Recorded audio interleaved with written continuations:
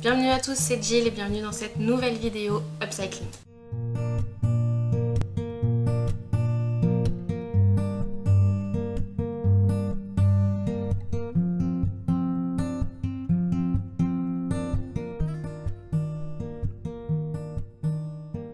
Aujourd'hui on se retrouve parce que j'avais envie de vous montrer un petit peu plus comment j'ai réalisé le dernier upcycling de la chemise dans les tons violets que je vous ai présenté dans le dernier bilan couture, et je sais que ça intéresserait certaines d'entre vous. Aujourd'hui j'aimerais upcycler deux blouses que j'ai récupérées de ma grande sœur il y a maintenant des années. Ces deux blouses qui viennent de la marque Mime, donc c'est une enseigne un petit peu comme Cache-Cache ou Camailleux, enfin bref, genre d'enseigne de vêtements femmes, qui a fermé malheureusement il y a de ça maintenant quelques années également. Ça fait quelques temps que j'ai toujours ces blouses, donc il y a celle-là et puis un autre modèle que je vous montre juste après. Sauf que je ne prends plus plaisir à porter des vêtements sur lesquels il n'y a pas une petite touche de fait main. Donc c'est pour ça que je vous présente cet upcycling aujourd'hui. Pour cette blouse qui est dans les tons marron avec des motifs un petit peu aztèques, j'avais envie de repartir exactement sur la même chose que j'ai faite pour la chemise d'homme que j'ai upcyclée. C'est-à-dire que je vais reprendre au niveau des manches, alors je vais moins les raccourcir que la première, hein, mais je vais reprendre les manches et je vais simplement mettre un petit élastique pour faire cette espèce de, voilà, de manche un petit peu bouffante. Et puis je vais rajouter des élastiques tout au long de la taille en ayant un petit peu raccourci le bas également pour avoir cette espèce d'effet ceinturé. Pour chacun des upcycling, n'hésitez pas à prendre des chemises ou des blouses qui vous vont un petit peu larges parce que sinon vous ne pourrez pas faire grand chose dessus, et une fois que les retouches auront été faites vous serez pas forcément à l'aise. La seconde blouse du coup c'est exactement le même design que la première, hein. On a toujours les fermetures éclairs sur le devant, je sais pas si vous avez remarqué sur la première, mais elles sont toujours là et c'est simplement le motif qui change. Au niveau des manches je vais également les couper pour mettre un élastique à l'intérieur, et puis ici en fait je vais raccourcir, et cette fois-ci au lieu de mettre des élastiques à la taille, je pense à l'arrière, on va se tourner un petit peu ma Bertha, je pense à l'arrière en fait créer deux pinces avec à l'intérieur des passants pour passer un lien et faire une sorte de petit corsage noué dans le dos. De toute façon je vous montrerai tout ça en vidéo. Donc si ces upcycling vous donnent envie et que vous avez envie de suivre un petit peu cette aventure, on commence tout de suite. On commence ce petit upcycling par enlever les poignées de manche. Alors pour ce faire, moi j'ai mesuré la hauteur de ma fente indéchirable de manche et j'ai reporté en fait ces mesures là sur chacun des côtés de cette manche pour pouvoir couper relativement droit, et je fais cette opération sur les 4 manches. Je viens ensuite raccourcir la longueur du buste, donc pour ce faire j'ai mesuré 5 cm de chaque côté du buste, mais évidemment vous faites en fonction de vous et de vos mesures et évidemment de vos envies. Puis je trace un trait et je découpe, toujours dans le but d'avoir quelque chose de relativement droit. Je viens surjeter les manches, les bustes, sauf le bas de la blouse grise, puisque nous allons faire des pinces par la suite. Pour réaliser les volants aux manches, j'ai réalisé un rentré de 3 cm. Je viens faire une première couture à 1 cm du bord, puis une seconde à 0,5 cm de la première, en laissant bien évidemment un espace puisque nous allons passer par la suite un élastique. Pour prendre la mesure de cet élastique, c'est très simple, je fais le tour de mon poignet en enlevant quelques centimètres, que je viens ensuite passer dans la coulisse formée précédemment. Une fois que cela est fait, évidemment je referme la coulisse et j'obtiens alors de jolis petits volants aux manches.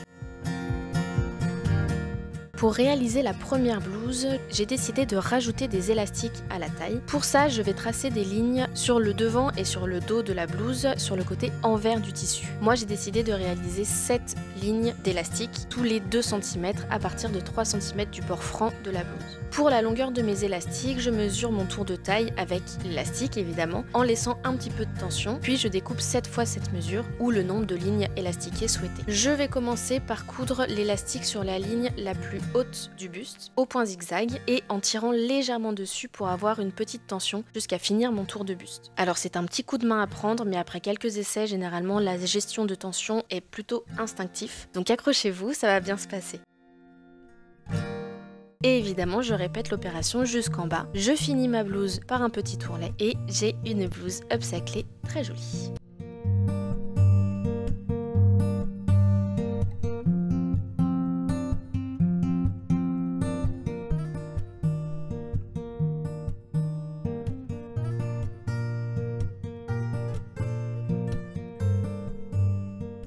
Pour la seconde blouse, je pensais partir sur une sorte de corsage à l'arrière. Donc pour cela, il me fallait des passants et des liens. Pour réaliser les passants, j'ai décidé de récupérer le tissu des poignées de manches dans lesquelles je découpe 8 rectangles de 4 cm par 5 cm. Pour le lien, j'ai récupéré les chutes du buste dans lesquelles je vais découper des bandes de tissu. Et le lien, tout comme les passants, sont montés et cousus comme un biais et chaque bord est surjeté. Vient ensuite la construction du corsage. Pour ce faire, je mesure la longueur de mon buste dos sur l'endroit du tissu, que je divise ensuite par 3. Pour ma part, j'obtiens 18 cm, donc à 18 cm de chaque bord. Je fais un repère pour pouvoir ensuite coudre mes futures pinces sur 20 cm de haut. Toujours sur l'endroit du tissu, je place le repère des passants, donc je commence à 1 cm du haut de la future pince, puis tous les 5 cm. Encore une fois, vous faites en fonction de vous, de vos envies. Puis je couds les passants pour les mains. Sur l'envers du tissu, je vais tracer les pinces à 18 cm du bord également, en superposition sur les coutures des passants, avec toujours une hauteur de 20 cm et pour largeur 2 cm.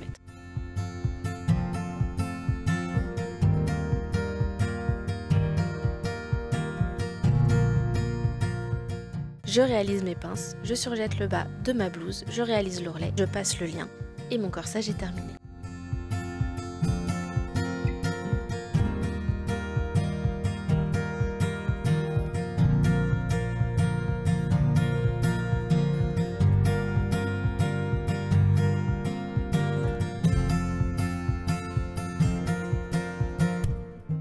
Cette vidéo touche maintenant à sa fin. Quelques petites indications concernant ces deux upcycling. La première, c'est qu'aujourd'hui je vous ai présenté l'upcycling de blouse, mais typiquement ce genre de choses là, le fait d'avoir la taille tout élastiquée, c'est quelque chose qu'on peut aussi faire avec une chemise. Pour ça, vous avez juste en fait à découper au niveau qui vous correspond, vous enlevez la patte de boutonnage sur le morceau du bas, vous froncez un petit peu le haut et vous raccrochez tout ça, et ensuite le reste c'est exactement comme ce que je vous ai montré. Vous positionnez les élastiques et vous cousez les élastiques directement sur le pan du bas. Pour le corsage, j'espère que que ce que je vous ai montré aura suffi à y voir quelque chose. Je pense que c'est le genre de détail en fait qui est très joli mais qui à la caméra ne rend pas très bien. Je pense refaire ce genre d'upcycling, seulement j'utiliserai peut-être des tissus contrastants pour faire les liens et les passants, ou alors utiliser un cordon à la place d'un lien. Et puis pour avoir vraiment quelque chose de bien cintré, peut-être espacer davantage les pinces dans le dos pour avoir vraiment cet effet de corset